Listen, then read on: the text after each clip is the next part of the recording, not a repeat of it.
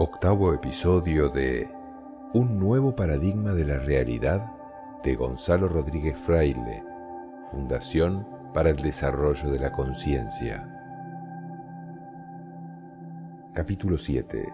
La religión y la espiritualidad en el nuevo paradigma. Aunque se pueda creer que para la práctica espiritual no es necesario pasar por distintas etapas, lo que sí es seguro es que la auténtica espiritualidad conlleva cierta práctica. Al decir esto, no se niega que para muchas personas son importantes las creencias, la fe o la mitología religiosa. Se trata simplemente de añadir lo que el testimonio de los grandes yogis, santos y sabios del mundo han dejado muy claro. La auténtica espiritualidad también debe implicar la experiencia directa con una realidad viva, revelada inmediata e íntimamente en el corazón y la conciencia de los individuos, y fomentada por una práctica diligente, sincera y efectuada de manera prolongada. Incluso si se concibe la espiritualidad como una experiencia cumbre, a menudo ésta puede ser inducida o por lo menos incitada por diversas formas de práctica espiritual, como la oración contemplativa o la meditación intensiva. Todas estas acciones pueden abrir a la persona a una experiencia directa del espíritu y no solo a creencias o ideas acerca de él. La auténtica espiritualidad no trata de traducir el mundo de manera diferente, sino de transformar la conciencia.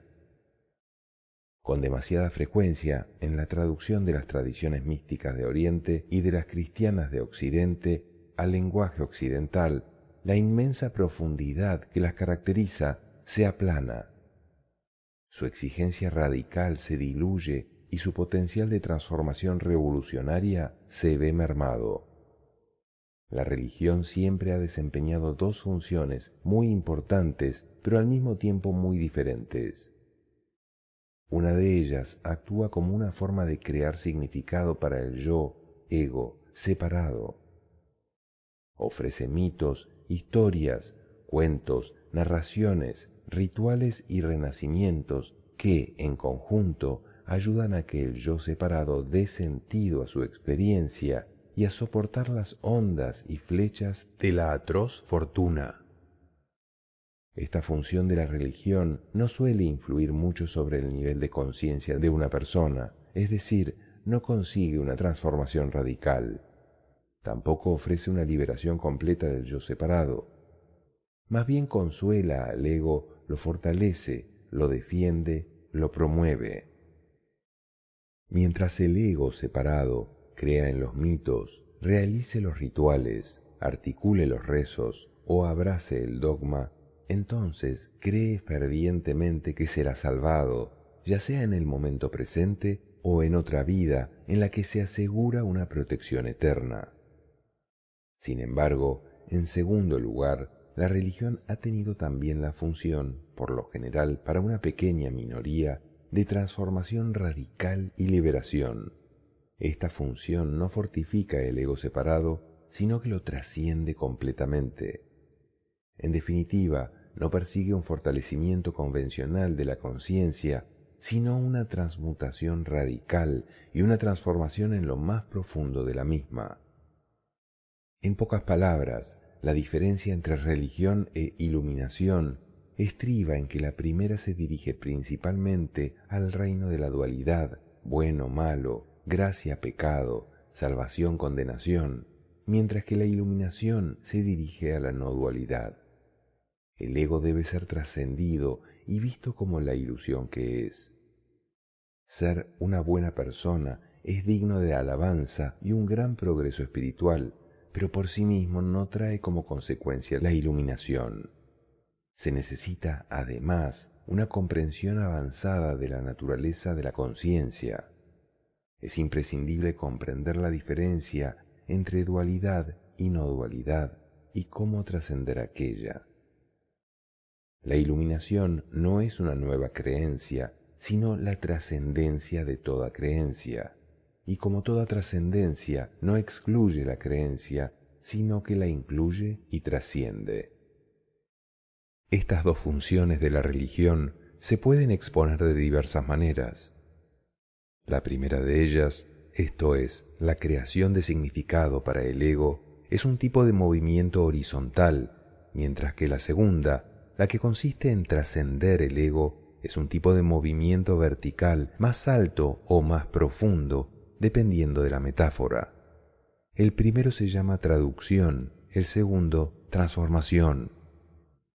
Con la traducción simplemente se otorga al ego una nueva forma de pensar o sentir sobre la realidad, una nueva creencia, quizás holística en vez de atomista, relacionada con el perdón en lugar de con la culpa, tal vez relacional en lugar de analítica.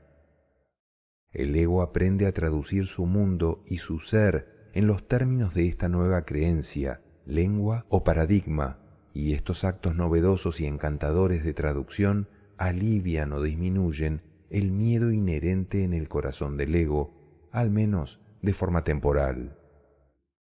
Sin embargo, con la transformación, el proceso mismo de la traducción es cuestionado, socavado y finalmente desmantelado. Con la traducción típica, al ego o sujeto se le proporciona una nueva forma de pensar acerca del mundo o de los objetos, pero con una transformación radical, el propio ego observa e indaga dentro de sí mismo y literalmente se estrangula hasta la muerte. La verdadera transformación no es una cuestión de fe, sino de la muerte del creyente. No trata de traducir el mundo, sino de transformarlo. No busca encontrar consuelo, sino el infinito en el otro lado de la muerte. No contenta al ego, sino que lo hace añicos. Ambas funciones son significativamente importantes y totalmente indispensables.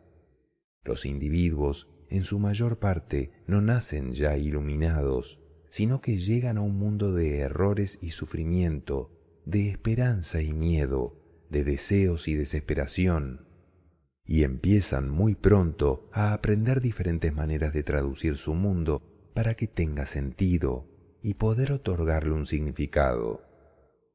Y por mucho que se quiera trascender la mera traducción y encontrar una transformación auténtica, aquella es una función absolutamente necesaria y fundamental para la mayor parte de las vidas humanas.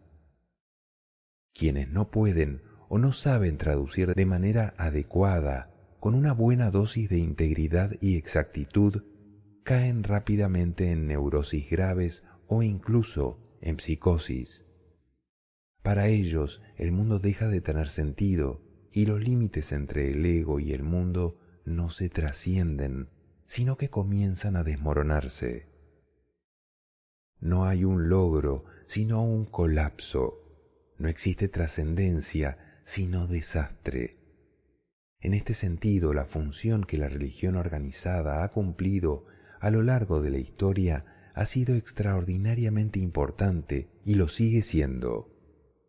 Pero en algún momento del proceso de maduración del individuo, la traducción en sí, sin importar lo adecuada o lo segura que sea, simplemente deja de consolar. Nuevas creencias, nuevos paradigmas, nuevos mitos, nuevas ideas, nada de eso servirá.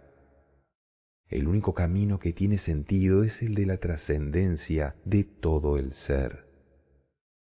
Aún así, el número de individuos que están listos para un camino como este siempre ha sido y probablemente siempre será minoritario.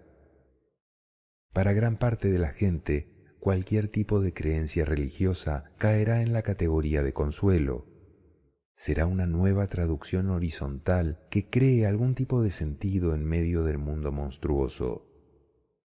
En gran medida, el servicio de la religión consiste en proporcionar legitimidad al ego, a sus creencias, paradigmas, visiones del mundo y su camino en él.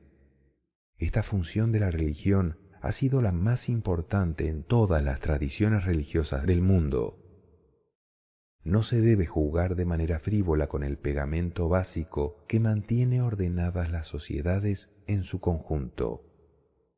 La razón es que la mayor parte de las veces, cuando el pegamento, la traducción, se disuelve, el resultado no es el avance ni la liberación, sino el caos personal y social.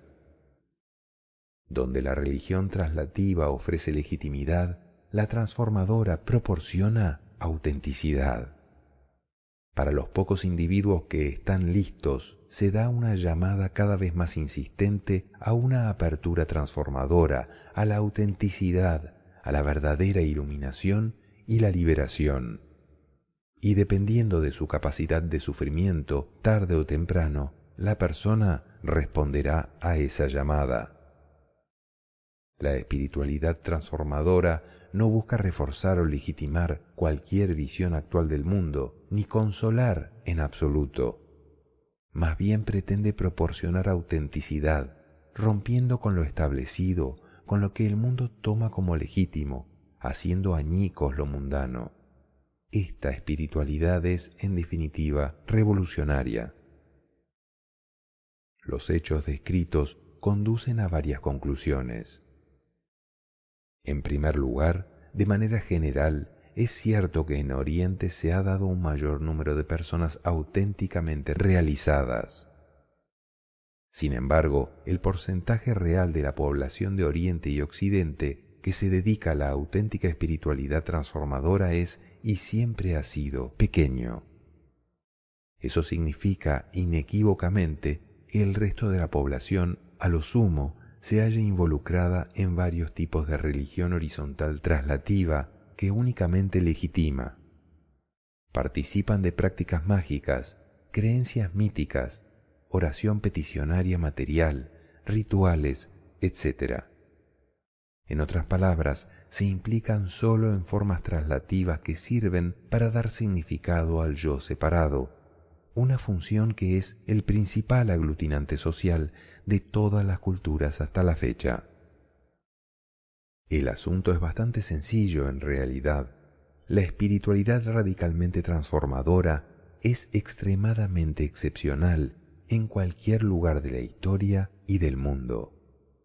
Así que es mejor asumir el hecho indiscutible de que la auténtica espiritualidad transformadora es una de las joyas más preciosas de toda la tradición humana, precisamente porque, como todas las joyas, es extraordinaria. Aunque se esté profundamente convencido de que la función más importante que se puede realizar es la de ofrecer una auténtica espiritualidad transformadora, el hecho es que gran parte de lo que el ser humano tiene que hacer dentro de su capacidad para ejercer una espiritualidad decente en el mundo es en realidad ofrecer una traducción más benigna y de un modo más útil. En otras palabras, incluso si se practica o se ofrece una auténtica espiritualidad transformadora, mucho de lo que es necesario hacer en primera instancia es proporcionar a la mayoría de las personas un modo más adecuado de traducir su condición. Se debe comenzar primero con traducciones útiles antes de poder ofrecer transformaciones auténticas. La razón es que si la traducción es demasiado rápida o demasiado brusca, el resultado, una vez más, no será el avance o la liberación, sino el colapso. Además de ofrecer una transformación auténtica y radical, hay también que ser sensible y atento a los beneficios de las prácticas menores y traslativas. Por tanto, esta posición requiere un enfoque integral de transformación global, un enfoque que honre e incorpore prácticas traslativas y menos transformadoras, que abarque los aspectos físico, emocional, mental, cultural y comunitario del ser humano en la preparación para su transformación definitiva. Es importante señalar que un enfoque integral de la espiritualidad combina lo más valioso de lo horizontal y de lo vertical, de lo traslativo y lo transformador, de lo legítimo y lo auténtico. Por lo tanto, resulta fundamental centrar los esfuerzos en obtener una visión equilibrada y sana de la situación humana. Toda excelencia es elitista, eso es evidente, y esto incluye la excelencia espiritual. No obstante, este caso es el de un elitismo al que todos estamos invitados. Debido a que la espiritualidad, como todo lo demás, es un asunto de todos los cuadrantes y niveles, es importante entender que tanto aquella como la religión tendrán que ofrecer una versión preconvencional, convencional, postconvencional y transformadora, ya sea sobre Cristo, Buda o Krishna. Por ejemplo, en el cuadrante superior izquierdo, psicológicamente hablando, un individuo necesita pasar de las creencias etnocéntricas a las geocéntricas. Es esta una transformación difícil, ya que tiene lugar desde una identidad basada en roles hacia una basada en la persona. Pero al mismo tiempo permite al individuo adoptar una postura postconvencional, una moral que toma el mundo como centro, no solo una moral etnocéntrica, esa mentalidad del nosotros contra ellos. Para una persona con formación cristiana y con fe, el salto consiste en darse cuenta de que Jesucristo puede ser su Salvador personal, pero que tal vez otras personas encuentren un camino diferente que conduce a la misma salvación. Puesto que el Espíritu Santo habla a los hombres y mujeres de distintas maneras, en diferentes lenguas y en países diversos. Jesús fue preguntado sobre los que hacían el bien pero no pertenecían a su grupo, y dijo: «No se los prohibáis, pues los que no están contra mí están conmigo». En otras palabras, los que no desparraman cosechan. Al mismo tiempo, en el cuadrante inferior izquierdo, el individuo necesita sentir que su religión apoya a un Jesús verdaderamente universal o católico, y no un mero credo etnocéntrico. Como esto se institucionalice en el cuadrante inferior derecho, ayudará a determinar el comportamiento, que reside en el cuadrante superior derecho, que es apropiado para una persona de fe en el mundo postmoderno. La mayoría de los enfoques traslativos del nuevo paradigma recomiendan usar el pensamiento holístico, pero ya se ha visto que el desarrollo cognitivo es necesario, aunque no suficiente, para el desarrollo espiritual. Es posible poner en práctica un pensamiento holístico y al mismo tiempo estar menos avanzado en otras áreas de desarrollo. Por ejemplo, debido al mantenimiento de impulsos egocéntricos y emocionales, inclinaciones narcisistas, etc. Pensar de manera integral no será suficiente, a pesar de suponer una gran ayuda para transformar la conciencia interior, porque para eso hay que abordar las etapas internas de crecimiento y desarrollo. Los seres humanos evolucionan hacia los niveles altos de conciencia al pasar por una serie de transformaciones interiores importantes. También es cierto que uno puede sentarse en el tatami de meditación durante décadas sin ver nunca algo parecido a las etapas de la dinámica espiral. Sin embargo, uno puede estudiar la dinámica espiral y no pasar nunca por una experiencia mística. Tener en cuenta ambas cosas es esencial para realizar progresos en la comprensión del rol de la religión y la espiritualidad en el mundo del nuevo paradigma. La espiritualidad es una dimensión muy importante y natural de la psique humana, y la búsqueda espiritual es un comportamiento humano legítimo y plenamente justificado. Sin embargo, es necesario destacar que esto se aplica a la espiritualidad genuina, basada en la experiencia personal, y no proporciona apoyo a las ideologías y dogmas de las religiones organizadas. Para evitar malentendidos y confusiones que en el pasado han dado lugar a discusiones similares, es muy importante hacer una clara distinción entre espiritualidad y religión.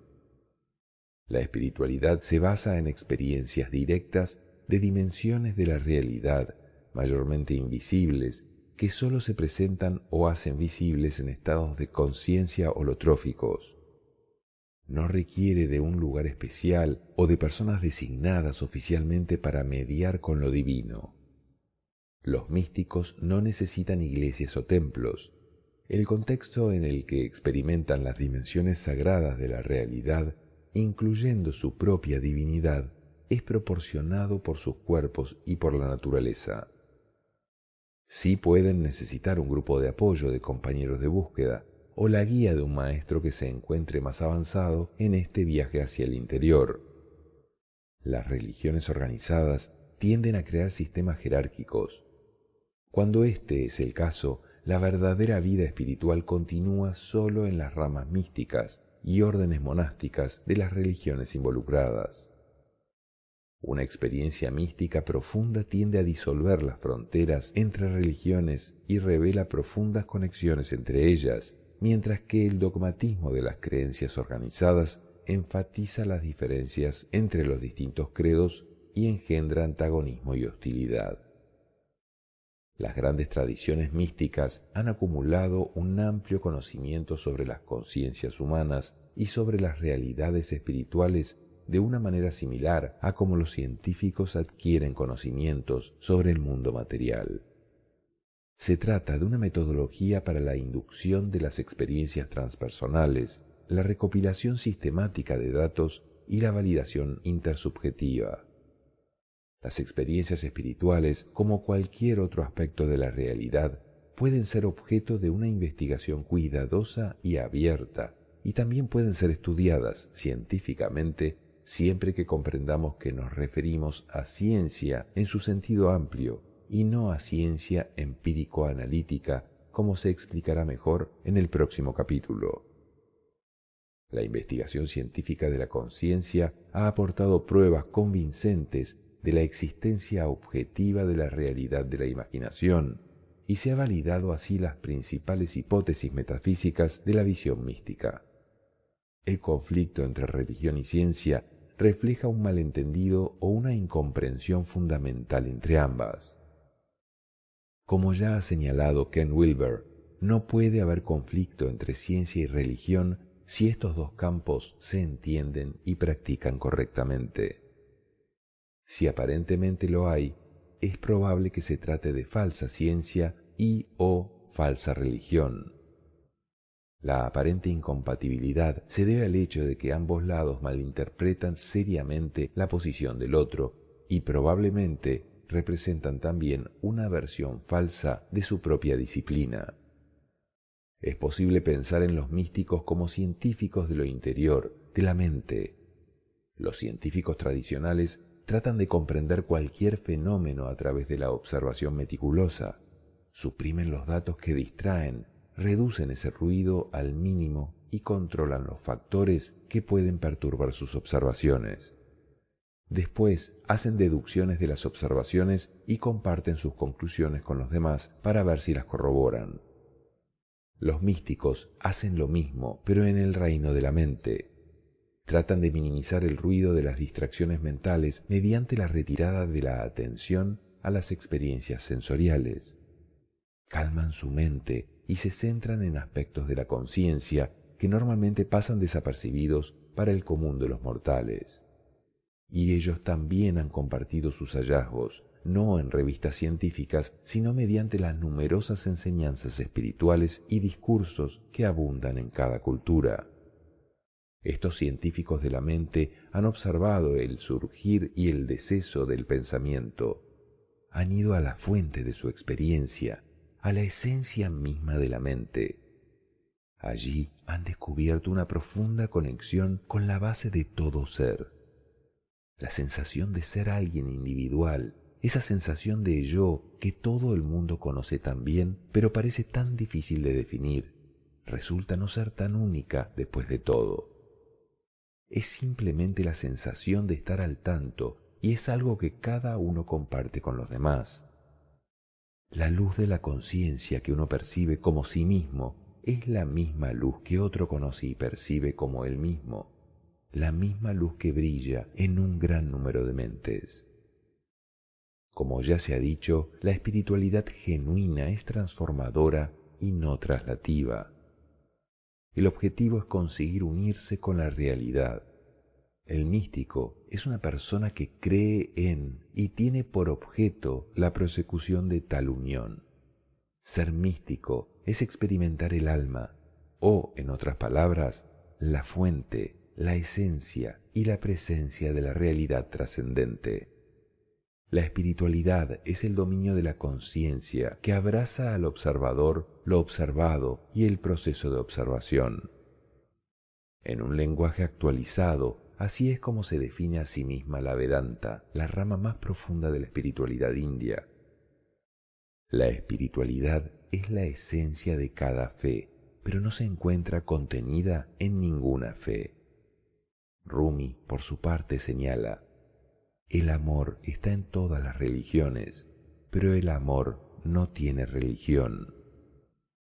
En su manifestación como alma individualizada, el espíritu desarrolla progresivamente su poder de conocimiento a través de las sucesivas etapas de la evolución, como respuesta subconsciente en los minerales, como sensibilidad en el mundo vegetal, como conocimiento sensible e instintivo en los animales, como intelecto, raciocinio en intuición introspectiva todavía no muy desarrollada en los seres humanos, y como intuición pura en el hombre instalado en la conciencia mística. Nacer de nuevo, como nos invitan los maestros espirituales, significa mucho más que convertirse en miembro de una iglesia y recibir algo como el bautismo en una ceremonia. La mera creencia no asegura al alma un lugar en el cielo, sino que es necesario lograr la comunión con el Absoluto ahora. Los seres humanos se convierten en angélicos en la tierra y no en el cielo. Cualquiera que sea el punto en el que una persona interrumpa su progreso espiritual ante la llegada de la muerte, desde ese punto continuarán sus sucesivas purificaciones o, lo que es lo mismo, desde ese punto deberá seguir llenándose de comprensión de la verdad el archivo de conciencia. 7.1. ¿Es posible una mayor convergencia entre las distintas religiones en la actualidad? Indudablemente, ahora más que nunca disponemos de conocimientos que pueden producir una mayor convergencia entre las distintas religiones. Tales conocimientos se derivan fundamentalmente de la nueva ciencia y del mayor conocimiento sobre la conciencia cósmica. La verdad es, en sí misma y por sí misma, aun cuando pueda expresarse de distintas maneras por los ismos de los distintos credos religiosos, estos jamás podrán agotarla. La verdad tiene diferentes expresiones, pero sólo puede culminar en la experiencia directa del absoluto, la única realidad. El sello humano de afiliación confesional posee escasa importancia. No es la pertenencia a un credo determinado o a una cultura determinada lo que nos otorga la salvación, sino la entrada al reino de Dios en nuestro interior. Todas las religiones del mundo auténticamente reveladas se basan en el conocimiento intuitivo. Cada una de ellas tiene una particularidad exotérica o externa y una esencia esotérica o interna. El aspecto exotérico es su imagen pública, constituida por preceptos morales, razonamientos, normas y costumbres. El aspecto esotérico consiste en ciertos métodos que se concentran en la comunión real del alma con el absoluto. El aspecto exotérico se dirige a las multitudes y el esotérico a los que se deciden a comenzar una transformación personal. Es el aspecto esotérico el que conduce a la intuición y al conocimiento directo de la realidad. La nueva ciencia. Evidentemente, ninguna religión podría postular en la actualidad que la Tierra es plana. Si esto se produjese, bastaría con enseñar una foto. Ante la imagen cabría poca discusión posterior. La fe, el sistema de creencias, solo es necesario cuando no tenemos verificación externa del hecho. Si ésta existe, la fe tiene que acomodarse a ella. Hay un punto en la última exhortación apostólica, Evangelii Gaudium, del Papa Francisco, 2013, que es muy importante y puede ayudar a centrar el tema. Se trata del punto 243, que dice así: La Iglesia no pretende detener el admirable progreso de las ciencias. Al contrario, se alegra e incluso disfruta reconociendo el enorme potencial que Dios ha dado a la mente humana. Cuando el desarrollo de las ciencias, manteniéndose con rigor académico en el campo de su objeto específico, vuelve evidente una determinada conclusión que la razón no puede negar, la fe no la contradice. Los creyentes tampoco pueden pretender que una opinión científica que les agrada y que ni siquiera ha sido suficientemente comprobada adquiera el peso de un dogma de fe. Pero en ocasiones, algunos científicos van más allá del objeto formal de su disciplina y se extralimitan con afirmaciones o conclusiones que exceden el campo de la propia ciencia. En ese caso, no es la razón lo que se opone, sino una determinada ideología que cierra el camino a un diálogo auténtico, pacífico y fructífero. Es decir, que cuando la ciencia demuestra algo que ya no se puede objetar con la razón, la fe nunca puede entrar en contradicción con eso. Pero también dice otra cosa muy importante, y es que los creyentes han de saber que cualquier principio científico que aun carezca de suficiente demostración, aunque a uno le agrade, no tiene fuerza para cambiar cualquier posición o verdad de dogma. Si se afirma que el universo es holográfico y el autor personalmente cree que lo es y que quedará plenamente demostrado en unos pocos años más, tal afirmación no posee aún la fuerza que requiere el punto 243 de la exhortación del Papa.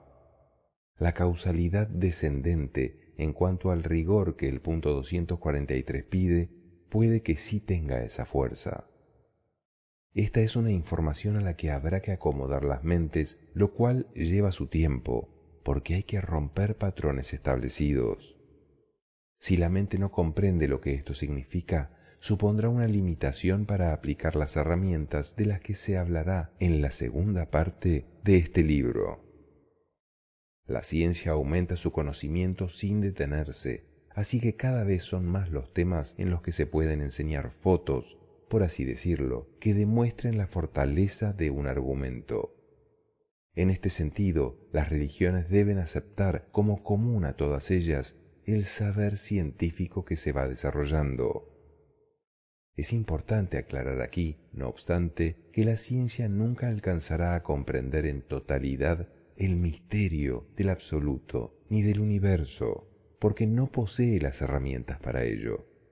Pero cada vez avanzará más en sus descubrimientos y siempre que actúe dentro de su ámbito de aplicación, las religiones no podrán diferir entre ellas en estos puntos. Insistiendo en esta idea, todas las religiones deberían estar de acuerdo acerca de los recientes descubrimientos científicos, la nueva visión cosmológica, los niveles de conciencia, la causalidad descendente, el desarrollo de la línea cognitiva en el ser humano, las distintas manifestaciones de la conciencia, el universo multidimensional, etc. Cada religión puede y debe ofrecer su visión característica de la trascendencia y de las prácticas espirituales más efectivas, pero siempre colocando esto por encima y a partir de los conocimientos ya probados, nunca por debajo de o en vez de los mismos. No solo progresa el conocimiento científico, sino también el religioso. Ahora nos reímos de lo que decían científicos y religiosos del siglo XX o del siglo XIV respecto a muchas creencias ya superadas. Y es posible imaginar a los que nos sucederán riéndose de nuestro modo de oponer cosas que en realidad son perspectivas distintas de la misma verdad, elementos muchas veces complementarios.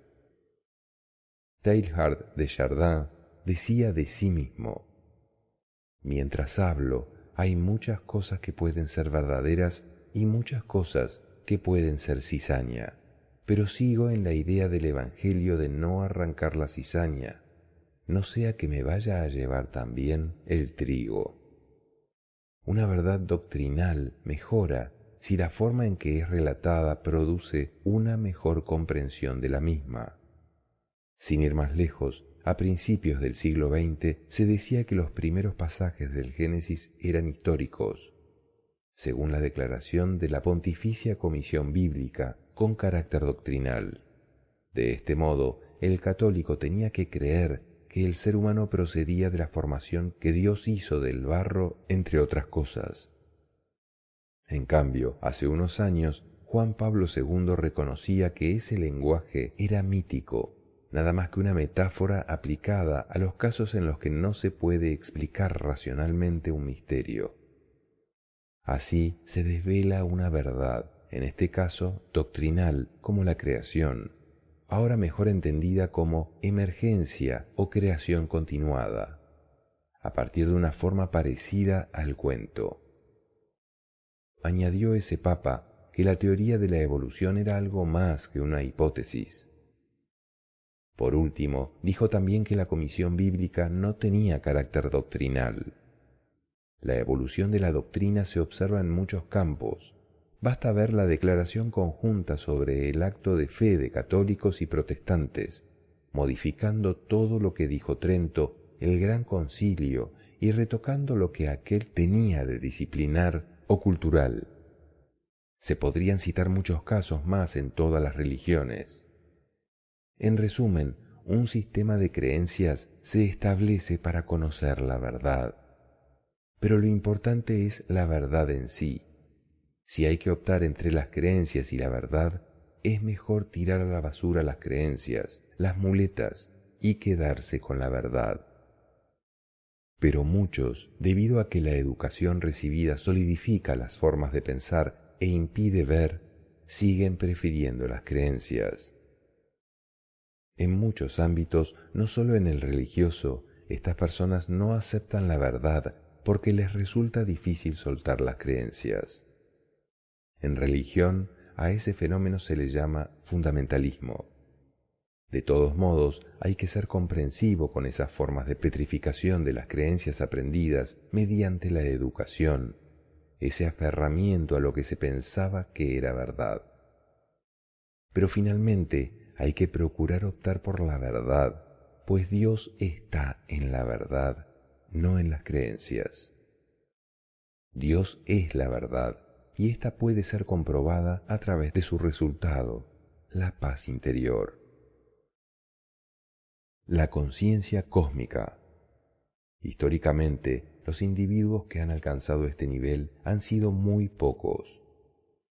Se han podido conocer y estudiar sus escritos, de modo que se sabe de su experiencia. Sin embargo, recientemente también, la ciencia occidental ha comenzado a investigar esta región del conocimiento, aplicando sus métodos, y nuestra comprensión sobre ello ha aumentado sensiblemente.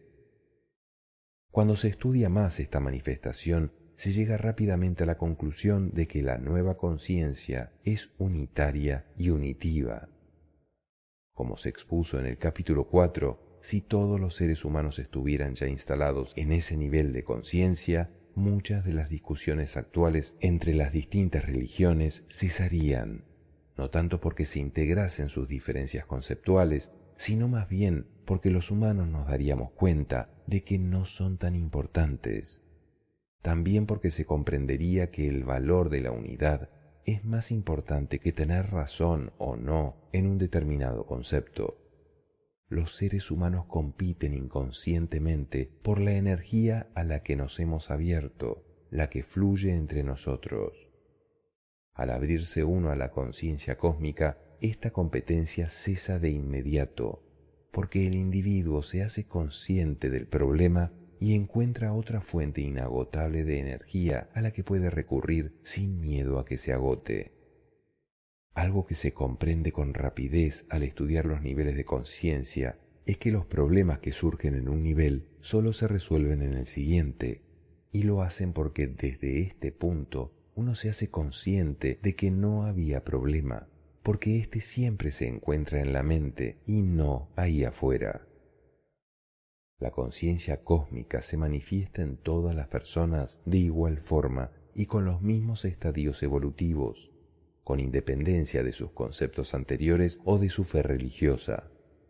Lo hace igual en un budista que en un cristiano, y cuando aparece, las diferencias conceptuales pierden gran parte de su significado, porque, entre otras cosas, esta conciencia es postconceptual. Es necesario comprender que la diferencia entre el pensamiento y las enseñanzas de Cristo y de Buda es prácticamente inexistente cuando se interpreta desde la conciencia cósmica, y que tales diferencias comienzan a aparecer cuando se interpretan desde la conciencia del yo.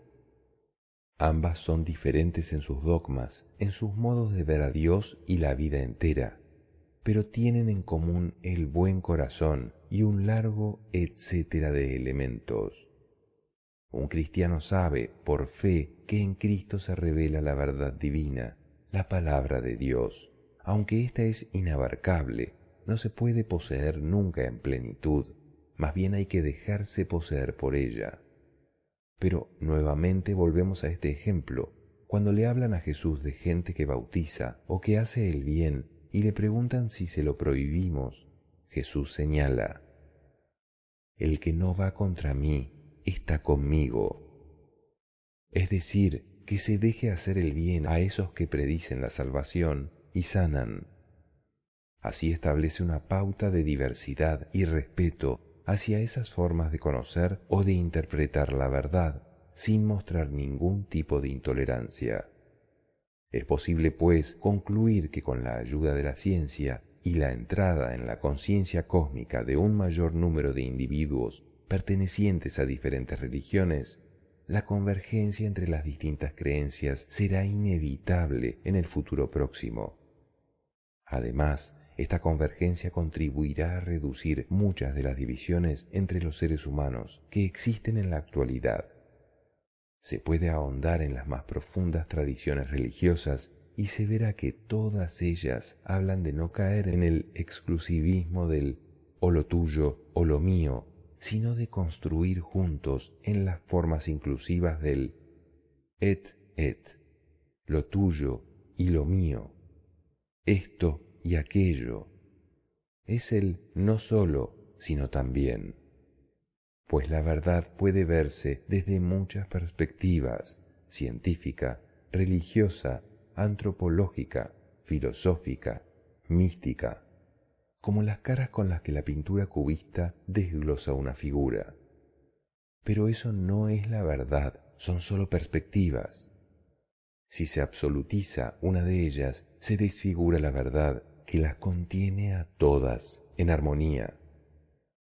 La verdad es un conjunto de aspectos, algo inabarcable, un todo al que nunca se llega completamente, pero al que aspiramos por el conocimiento.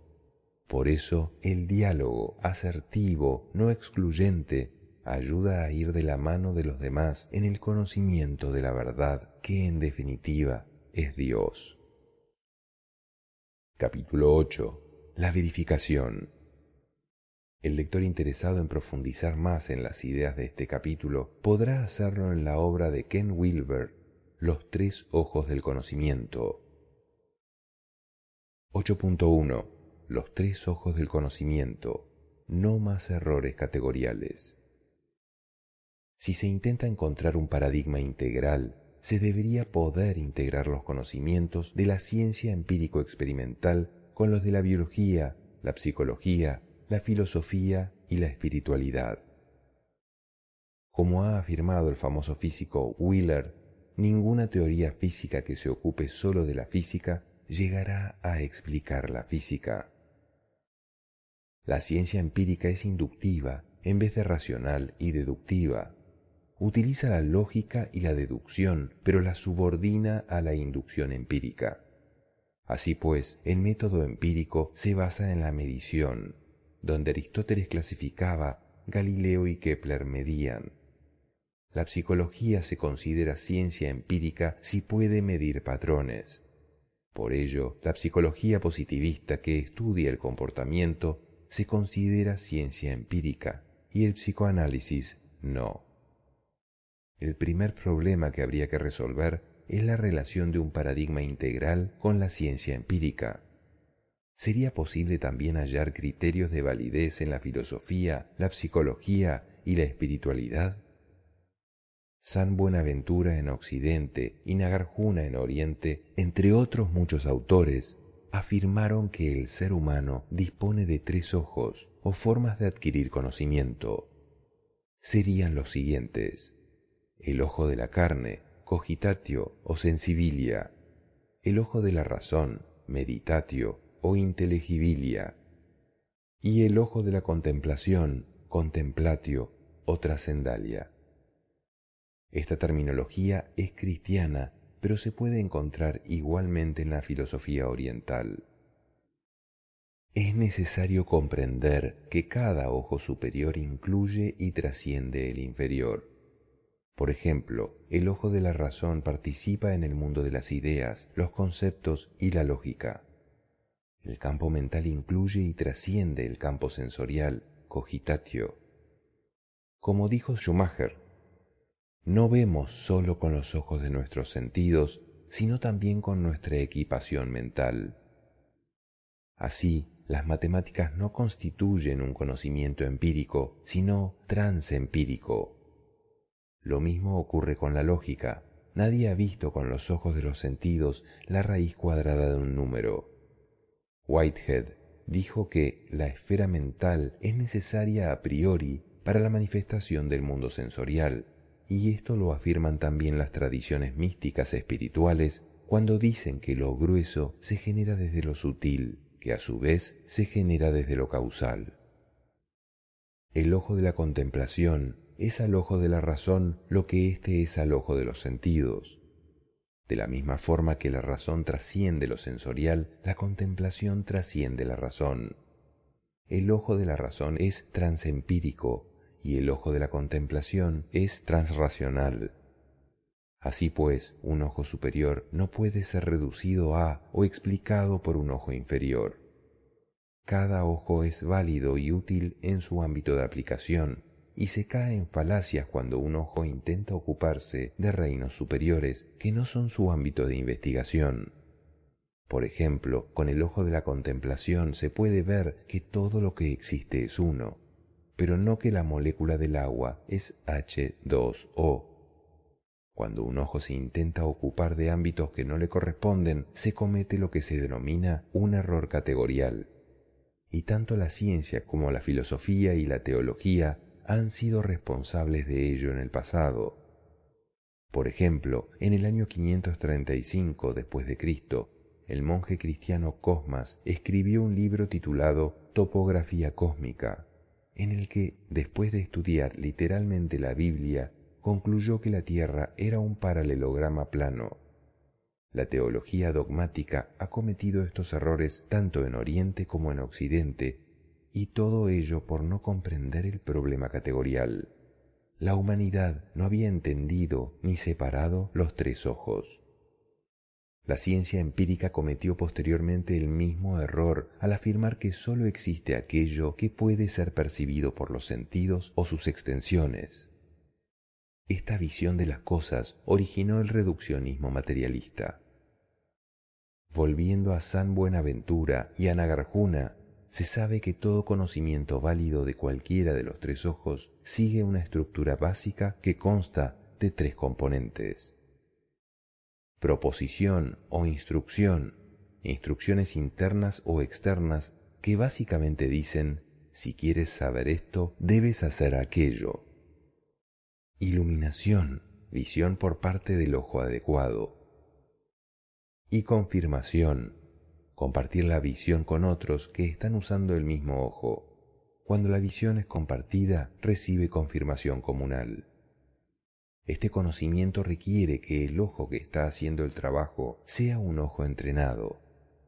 Por ejemplo, la confirmación de un conocimiento matemático debe hacerse entre los que han entrenado ese ojo en tal disciplina. Si alguien se niega a entrenar un ojo, sus opiniones sobre el ámbito que le corresponde serían irrelevantes. Fue el caso de los monjes que se negaron a mirar por el telescopio de Galileo. San Agustín decía que había que entrenar tus ojos contemplativos para poder alcanzar el conocimiento directo de la divinidad. La confirmación en el mundo del ojo de la razón es más compleja aún que en el ojo de la carne, porque todos los seres humanos tenemos básicamente los mismos sentidos, pero disponemos de diferente configuración mental. Así, no existe prueba empírico-científica del significado de una obra literaria como Hamlet. Algo así tiene que ser interpretado desde inteligibilia y no desde sensibilia. Todo conocimiento es al final experiencial, como dicen los empiristas, pero no solo se basa en la experiencia sensorial, como sostienen también ellos. En ese punto reside la confusión. Tanto sensibilia como inteligibilia y trascendalia pueden ser experienciales, pero no se puede reducir el conocimiento racional o contemplativo al conocimiento sensorial como pretenden los científicos empiristas. Incluso dentro del ámbito de las ciencias empíricas es necesario comprender que su lenguaje son las matemáticas y por lo tanto uno se puede preguntar, ¿qué validez tenía el conocimiento de la partícula de Higgs antes de ser comprobada experimentalmente en el acelerador de partículas de Ginebra? Hasta que no se construyó ese acelerador, no se dispuso de un aparato suficientemente potente como para poder observar esa partícula. Sin embargo, toda la física moderna estaba construida sobre su existencia y los científicos sabían que existía gracias a sus ecuaciones matemáticas. Entonces, ¿es posible denominar conocimiento científico a las verdades descubiertas por los tres ojos usando los tres pasos estructurales de todo conocimiento válido? La respuesta es, depende de lo que se entienda como científico.